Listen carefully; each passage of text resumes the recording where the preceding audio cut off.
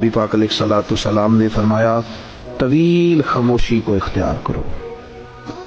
دیر تک چپ رہا کرو۔ فرمایا اگر تم اسے لازم کر لو گے تو یہ چیز شیطان کو بہت زیادہ پھٹکارنے والی ہے، دور کر دینے والی ہے، اور تمہارا طویل ٹائم خاموش رہنا، لمبا وقت چپ رہنا تمہارے دینی کاموں میں تمہارا مددگار ہوگا۔ حضرت ابو ذر غفاری رضی اللہ تعالیٰ عنہ نے عرض کی یا رسول اللہ کچھ اور فرمائیے، تو حضور نے فرمایا بہت زیادہ ہنسنے سے بچو، کیونکہ بہت زیادہ ہنسنا دل کو مردہ کر دیتا ہے اور چہرے کے نور کو غارت کر دیتا ہے۔ کہتے ہیں میں نے عرض کی یا رسول اللہ کچھ اور فرمائیے، تو آپ صلی اللہ تعالی علیہ وسلم نے فرمایا تم حق بات بول دیا کریں اگرچہ کسی کو کڑوی ہی لگے۔ میں نے عرض کی یا رسول اللہ کچھ اور فرمائیے،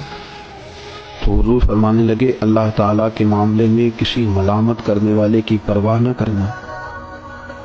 رب کی رضا کا گویا کام کرتے رہنا، اور اگر تمہیں کوئی برا کہے، تم پر کوئی تنقید کرے تو اس کی پرواہ نہ کرنا۔ میں نے عرض کی یا رسول اللہ کچھ اور فرمائیے، تو نبی پاک علیہ الصلوۃ والسلام نے فرمایا لوگوں کے عیبوں کو بیان کرنے سے اپنی زبان کو روکے رکھنا، اور ایسے عیب جو اگر تم غور کرو اور تم جانتے ہو کہ تمہارے اپنے اندر بھی موجود، لوگوں کے بارے میں وہ عیب بیان کرنے سے روکنا۔ 7 وصیتیں اللہ کے محبوب علیہ السلام نے سیدنا ابو ذر غفاری کو عطا فرمائی۔ دین و دنیا کی ساری حکمتیں، علم و معرفت کے سارے پھول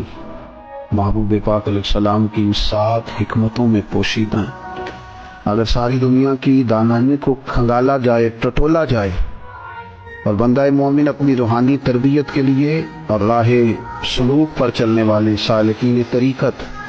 اپنی باطنی ترقی کے لیے ان 7 باتوں پر عمل کرے،